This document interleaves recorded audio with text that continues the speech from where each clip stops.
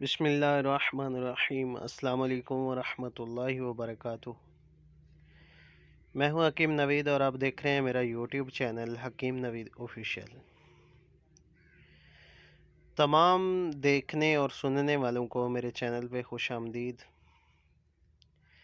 الحمدللہ عرصہ دراز سے میں اپنے چینل پہ بہت سے مجرب نسخے دوستوں کی خدمت میں بتاتا رہتا ہوں، جس میں الحمدللہ تمام کے تمام نسخے میرے تجربے میں ہوتے ہیں، اور میں اپنے تجربات کی بنا پر ہی نسخہ جات اپنے دوستوں کو اپنے چینل پہ بتاتا ہوں، اور الحمدللہ کوئی ایسا نسخہ نہیں ہے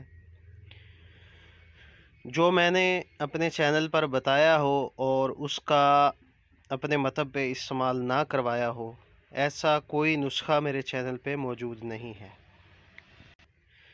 الحمدللہ ہمیشہ سے میری یہی کوشش رہی ہے کہ جو نسخہ اچھا رزلٹ دے رہا ہو اور کثرت سے لوگوں کو اس سے شفا یابی مل رہی ہو، تو اسی نسخے کو اپنے چینل پہ ڈالتا ہوں تاکہ عوام الناس کی خدمت میں میرا بھی حصہ مل سکے۔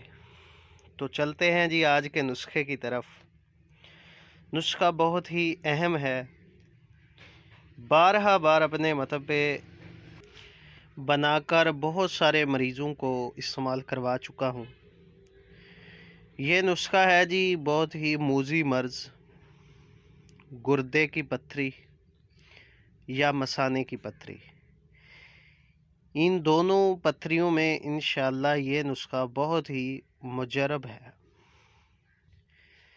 اس کے کچھ دنوں کے استعمال سے ہی پتھری جو ہے وہ ریزہ ریزہ ہو کر پیشاب کی نالی کے ذریعے خارج ہو جاتی ہے۔ اس کو بنانے کا طریقہ میں آپ کو بتاتا ہوں، بہت ہی آسان طریقہ ہے۔ ویڈیو میں نظر آنے والی چیز کو کوڈیاں بولتے ہیں۔ یہ کسی بھی پنسار کی دکان سے آپ لے سکتے ہیں۔ پیلیاں کوڈیاں بہت ہی مشہور چیز ہے جی، یہ آپ کو پنسار کی دکان سے آسانی سے مل سکتی ہے۔ یہ کوڈیاں آپ نے لینی ہیں 50 گرام۔ کوڈیاں لے کر کے اس کے بعد دوسری جو چیز ہے وہ ہے لیمو کا رس۔ لیمو کا رس آپ نے نکالنا ہے 3 لیٹر۔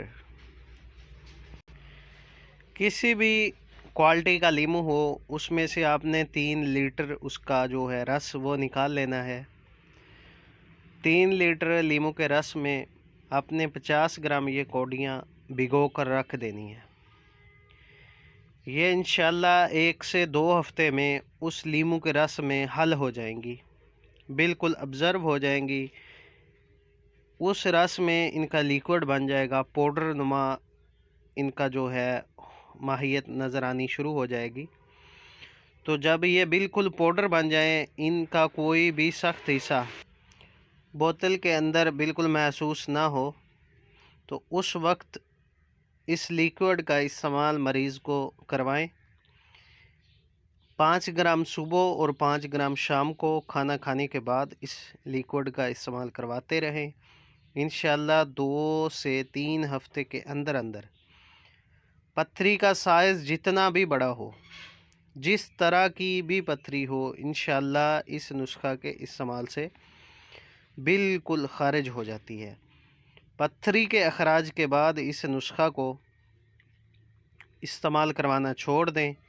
اس کے ساتھ ساتھ اس نسخہ سے جو گردوں کا ڈائلسس کا مسئلہ ہوتا ہے، اس کے لیے بھی یہ نسخہ بہت ہی مددگار ثابت ہوتا ہے۔ تو احتیاط کے ساتھ بنائیں، یقین کے ساتھ کھائیں، انشاءاللہ اللہ پاک شفا دیں گے۔